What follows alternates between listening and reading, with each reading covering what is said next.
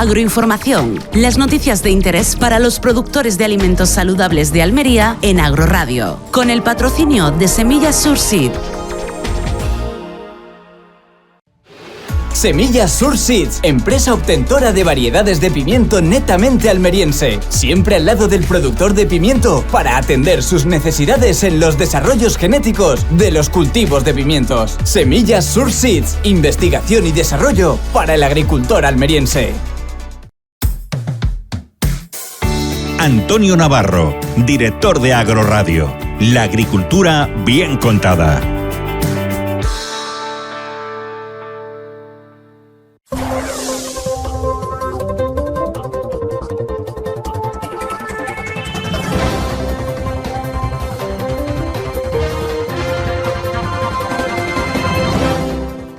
Buenos días y bienvenidos a la sintonía de Agroradio si se acaban de incorporar. Y bueno, como ustedes ya bien sabrán, el 9 de septiembre es el Día Mundial de la Agricultura y esta casa, Agroradio, conjuntamente con la Asociación La Huerta de Europa, vuelve a organizar esa conmemoración tan importante para la provincia de Almería, que el 80% de la ciudadanía almeriense y la economía almeriense está basada en la agricultura, y no solamente Almería, es decir, a nivel nacional, directamente e indirectamente, 1/3 de la población española vive del sector primario. No es poco este dato. Bueno, pues una de las personas que va a estar el día 9 de septiembre en el auditorio del Ejido, pues hablando de agricultura y poniendo encima de la mesa la importancia de la agricultura, es la tercera vicepresidenta de la Comisión de Agricultura del Parlamento Europeo, Mazali Aguilar, a la cual vamos a saludar. Mazali, buenos días. Muy buenos días, un placer estar con vosotros. Muchas gracias, Mazali, por atender los micrófonos de Agroradio y también por venir a representar a la Comisión de Agricultura del Parlamento Europeo, que es a quien representa el 9 de septiembre en el Auditorio Municipal de Ejido. Mazali, pues... Como no podía ser de otra manera, aunque soy de Cuenca y tú lo sabes, para mí lo primero es mi agricultura española, después la agricultura mediterránea y por último la agricultura europea, de modo que hayáis tenido, digamos, la deferencia conmigo para que yo pueda estar presente ahí, pues la verdad es que es un privilegio y sobre todo un honor. Muchas gracias. Gracias, decir que entendemos que la agenda la tenéis bastante ocupada y también para nosotros es un verdadero placer y honor el que la Comisión de Agricultura del Parlamento Europeo pues quiera estar presente en esta conmemoración que se hace aquí en el Ejido, en la provincia de Almería. Y en fin, Mazali, pues vamos a hablar de agricultura. Tu trabajo diario es estar allí en Europa y ver las directrices que se están marcando, que se están negociando y tal. Mazali, es decir, eres de Cuenca, eres una defensora a ultranza de la agricultura y del sector primario. Pero también estamos pasando una racha un tanto complicada por esas directrices que se están marcando, ¿no? Sí, a ver, esto es como la ley de Murphy. Basta que una cosa funcione mal para que siga funcionando mal. A ver, yo creo que se han juntado muchas cosas. El tema no es solo la guerra de Ucrania, que todo el mundo ahora la utiliza como una muletilla, que también, sino que el tema ya venía de antes.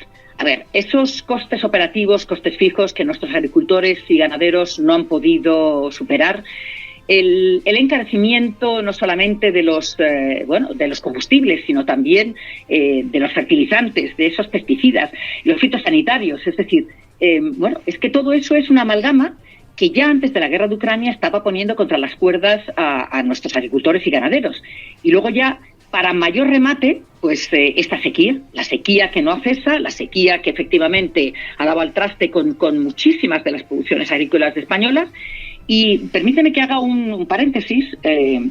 Yo no me gusta criticar a la gente, pero cuando tengo que hacerlo, y en este caso voy a criticar al ministro Planas, que desde el mes de marzo no ha convocado una mesa de sequía, que dice que sí, pero que no es verdad, cuando realmente hay, por poner dos ejemplos, un descenso brutal en la producción de aceite de oliva, en los cereales. Este gobierno se marcha de vacaciones sin convocar esa mesa de la sequía. Es decir, cuando el 64% de Europa, en general, se ha visto afectada por esa sequía, pero es que en España lo estamos pasando las de Caín. Mira cómo está todo. Es decir, ¿cómo es posible que el gobierno de España, representado por este ministro de Agricultura, se pueda ir de vacaciones sin sentarse con las comunidades autónomas, sin sentarse con las asociaciones agrarias desde el mes de marzo, cuando realmente ese tema tendría que estar encima de la mesa porque nos va muchísimo en ello? O sea que realmente el escenario es tremendamente complicado, insisto, pero no solamente por la guerra de Ucrania, que es verdad que puso patas arriba la producción, pero no solamente de cereales, sino por lo que acabo de comentar. De modo que y el tema no acaba ahí. Es decir, hay cosas, por ejemplo, como que la PAC va a destinar una cuarta parte de su bolsa dineraria a los ecoregímenes. Está todavía por ahí el tema del Nutri-Score, que ya sabes que los italianos han dicho que de ninguna manera ellos lo van a poder aplicar. Esa mesa de sequía que te estoy comentando, que esperemos que se vuelva a reunir. Y luego, por ejemplo, ¿qué va a pasar con los fertilizantes? Ese precio del gas natural está haciendo que los grandes productores europeos de amoníaco, que es una base fundamental para ese se estén reduciendo sistemáticamente, con lo cual, ¿qué va a pasar con los abonos de invierno en previsión para la primavera del año 2023? Es que se me ponen los pelos como escarpias solo de pensar qué es lo que va a suceder con estos abonos. De modo que es verdad que el panorama es desolador. Pero, a ver, yo quiero ser optimista y lo que intentaremos desde la Comisión de Agricultura es, paliar todo esto que se nos viene encima de la mejor manera posible. De modo que, ese es uno de los objetivos que tenemos encima de la mesa. Mazzali, una cosa que me llama la atención, que ha puesto un poco también, en fin, ahora la guerra de Ucrania lo ha puesto todo encima de la mesa. Es decir, Ucrania es el granero de Europa, y ¿por qué en España tenemos fincas que pillan subvenciones por estar en barbecho? Es decir, porque esa superficie, en previsión de la que venía, ¿por qué no se ha puesto este año en producción? A ver, tienes toda la razón. Bueno, para empezar, permíteme que haga otro paréntesis. Yo, en alguna ocasión, a los alumnos que he tenido en la universidad, cuando hablábamos de estas cosas, yo siempre les digo, tenéis toda la razón. ¿Cómo es posible que España... A ver, seguro que nuestros oyentes se van a quedar un poco ojipláticos con lo que voy a decir. Durante el Imperio Romano, y es verdad que me voy muy, muy, muy atrás, España fue el granero del Imperio Romano, pero solo la tierra de campos.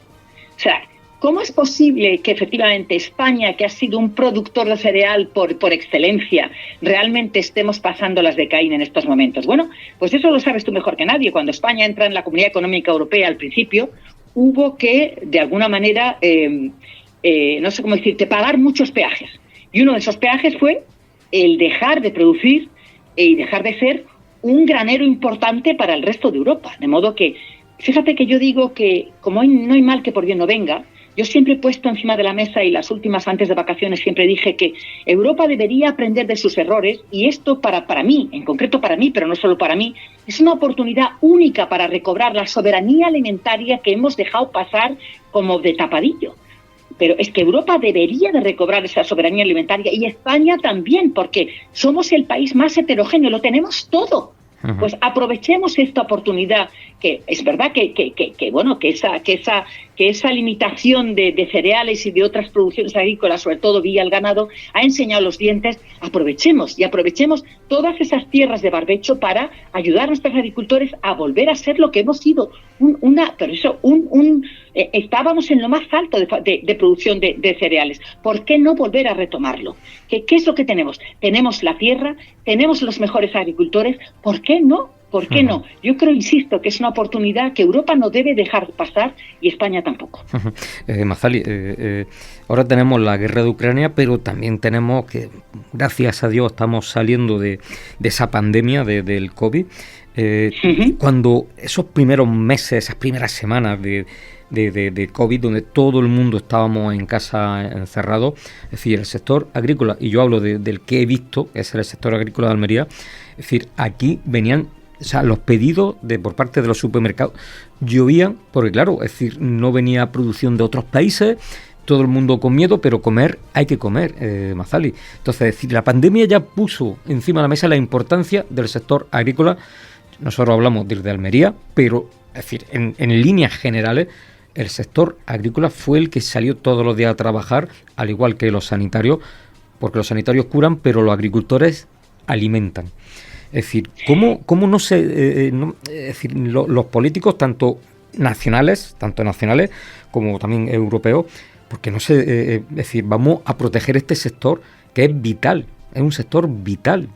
Eso es lo que no entendemos la gente de la calle, Mazali. Pero escúchame, yo tampoco. Te digo, no. Yo he llamado desde el primer momento a nuestros agricultores y ganaderos y también a los transportistas en ese momento, nuestros otros héroes. Exactamente. Y tienes toda la razón. Es decir, no hubo en ningún rincón de España donde los lineales de los supermercados no estuvieran abastecidos de nuestros maravillosos agricultores y ganaderos. Naturalmente. Hay una frase que tú ya conoces que yo digo, si el campo no produce, la ciudad no come. Y fue así. El campo produjo, la agricultura y la ganadería estuvieron ahí, los transportistas se portaron exactamente igual de buenos profesionales como los anteriores y los lineales del supermercado estuvieron siempre abastecidos y España no tuvo ningún problema de carencias en ese sentido. Pues ¿sabes por qué lo hemos olvidado? Porque tenemos la memoria muy flaca y porque somos muy desagradables y la verdad es que, sobre todo, somos gente de, no sé cómo decirte, ¿cómo es el refrán que dice? Es de bien nacidos ser agradecidos. Pues no hemos agradecido lo suficiente a nuestra gente lo que hicieron por nosotros en esa pandemia y no estamos agradeciendo suficiente lo que siguen haciendo sin dejar ni un solo día de hacer un trabajo extraordinario. Y eso no es justo que les estemos tratando como les estemos tratando, y es más, no es justo que les estemos maltratando. De ahí porque insistiré, si tenemos lo mejor de lo mejor, ¿por qué no aprovecharlo? Este es el momento. Déjate en paz de mirar para otro lado. ¿Pero por qué miramos para otro lado si tenemos lo mejor entre nosotros? Vuelvo a repetir. El pueblo español, el de a pie, en el que yo formo parte, no lo entiende, pero esta humilde eurodiputada tampoco lo entiende, porque deberíamos estar dando saltos de alegría de tener lo mejor de lo mejor en esta España nuestra. Y no lo entenderé nunca. ¿Por qué no aprovechamos esa oportunidad? Mazali, tenemos una cosa en la legislación europea que es la preferencia comunitaria. ¿Dónde está esa preferencia comunitaria? Eso quisiera yo saber. El derecho preferencial, que como bien dice, era derecho de preferencia al trato de los agricultores europeos. Bueno, a ver, naturalmente. ¿Sabes lo que dicen nuestros agricultores cuando voy a visitarlos por estas tierras de España? Muchos me dicen, señora, ¿de qué me sirve a mí ser español y europeo si se me trata peor que a un tío de Vietnam o a uno que viene de Marruecos o al sudafricano? ¿Y qué le dices cuando saben que tienen razón? Claro, pero es una vergüenza que ese derecho preferente siga vigente pero no se aplica. ¿Y eso quién tiene la culpa? Los acuerdos con terceros países. ¿Por qué? Pues porque sigue habiendo dos potencias, Alemania y Francia, que son los que tocan el son de la orquesta de la Unión Europea.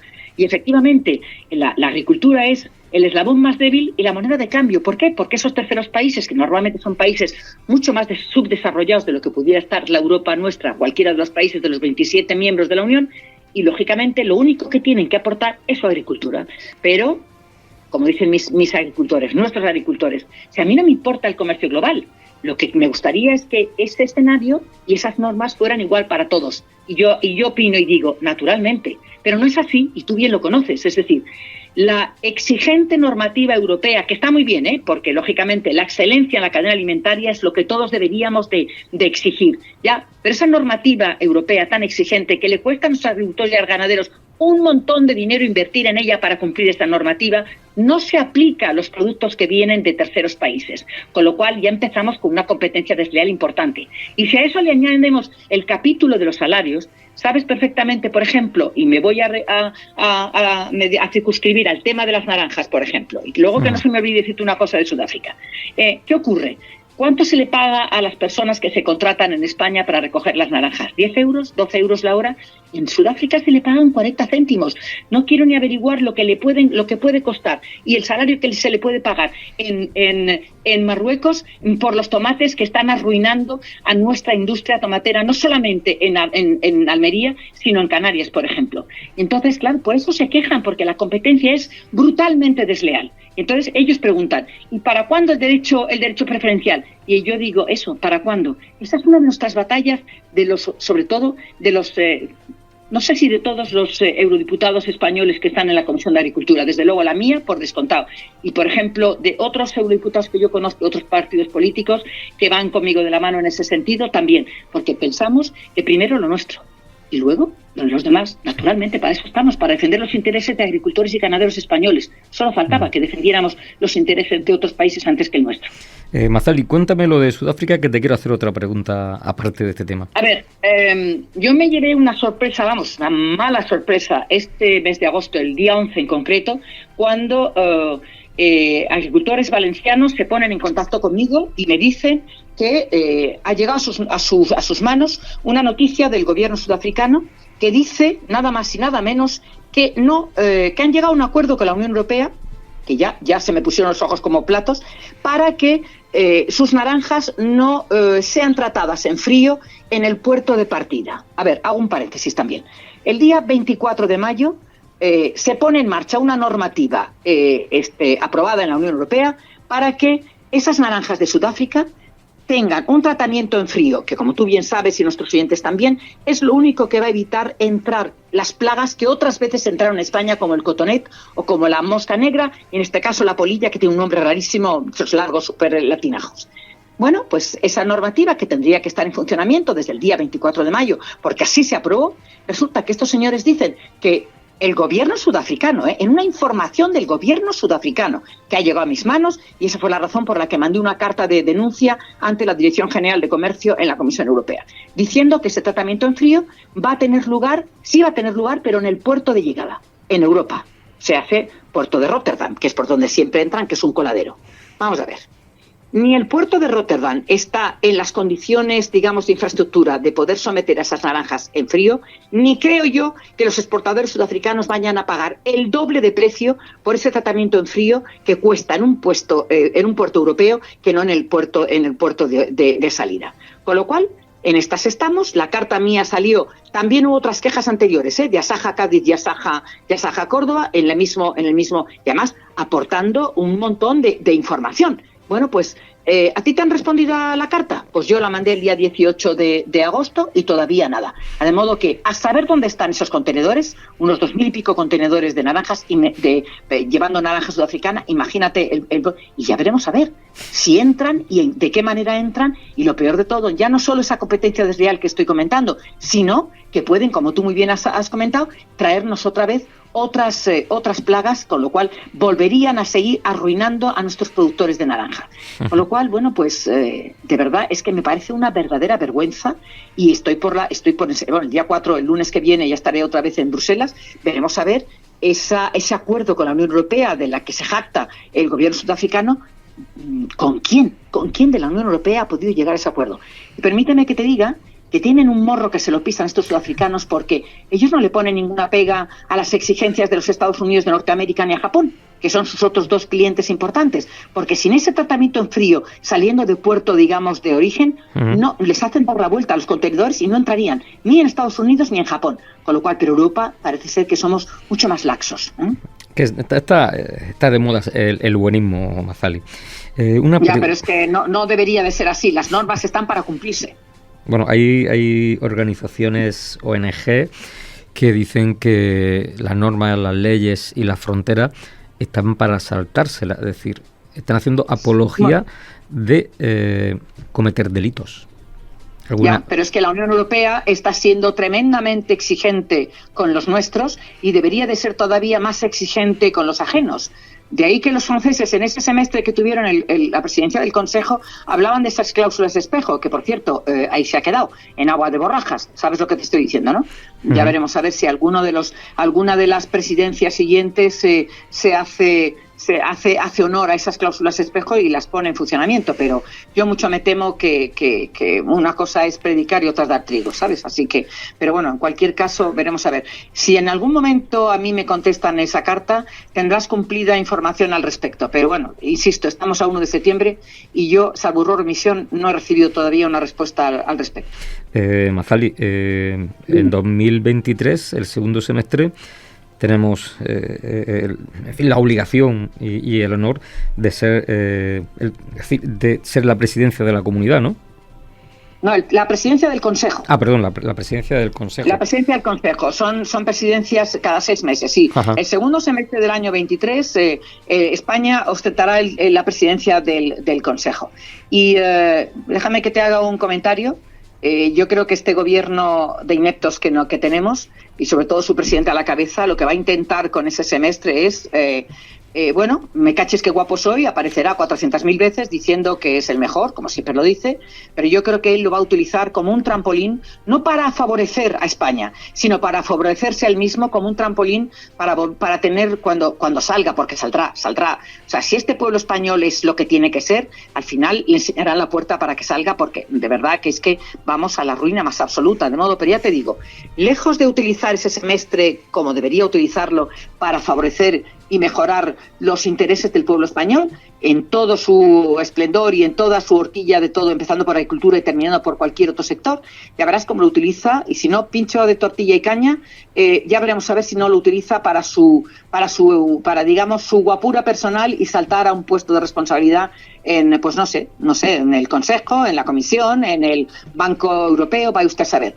Pero ya sabes que me caches qué guapo soy y es yo y mime conmigo, de modo que, bueno, pues ya veremos.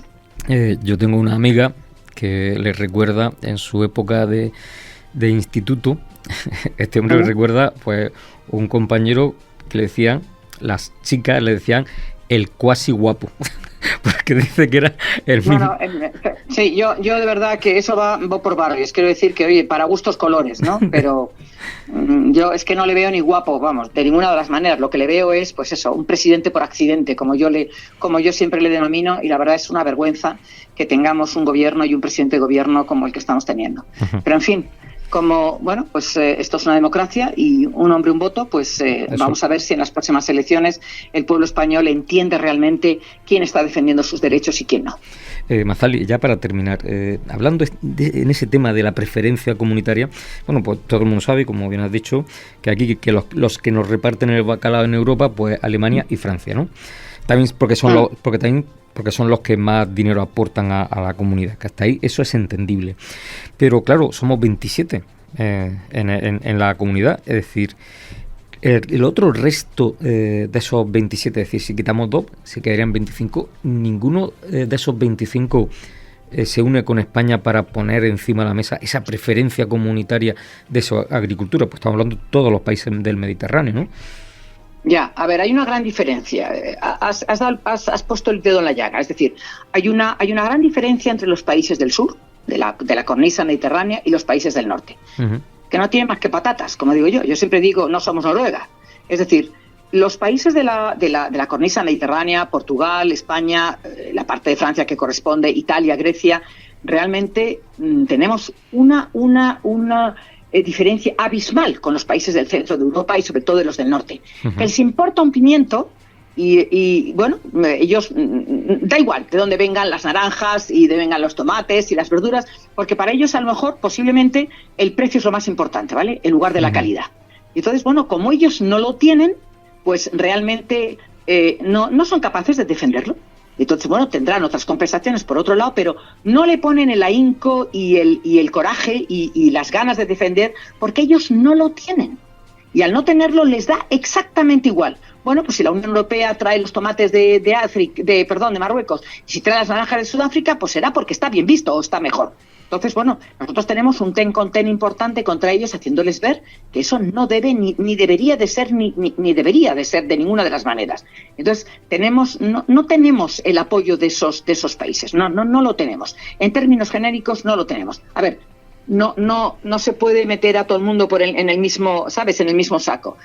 Hay veces que nosotros hemos conseguido sacar adelante alguna de nuestras enmiendas gracias a trabajárnoslo mucho con países que tienen gente que entiende mejor las cosas que otros. Pero hay otros que les da igual, sinceramente.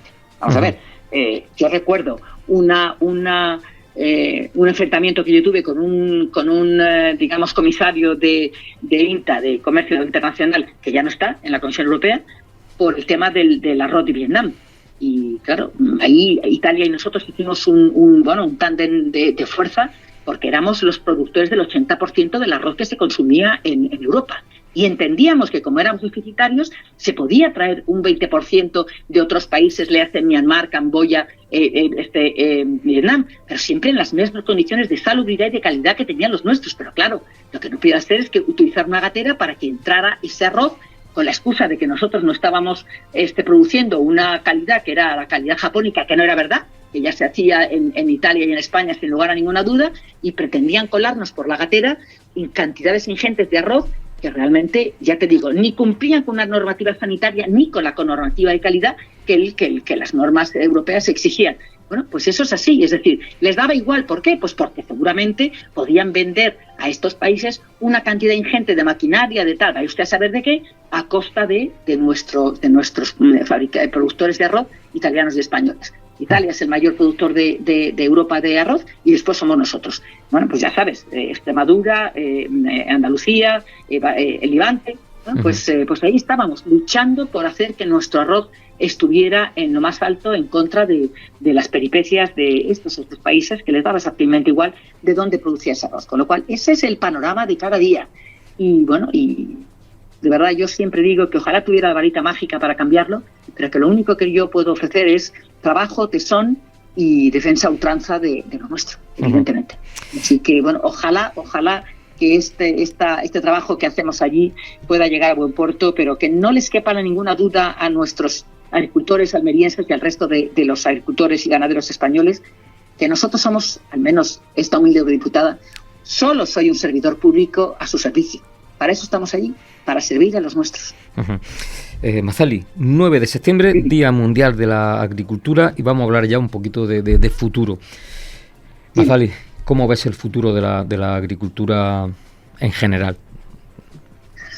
A ver, si somos capaces de llevar al escenario europeo la calidad extraordinaria que tiene nuestra agricultura y nuestra ganadería, y de pelear por lo nuestro, y de efectivamente poner en punta de lanza nuestra magnífica producción de fruta, de verduras. Si es que somos la huerta de Europa, y tú lo sabes mejor que nadie, porque Almería es esa punta de lanza de esa huerta de Europa, como bien has comentado antes.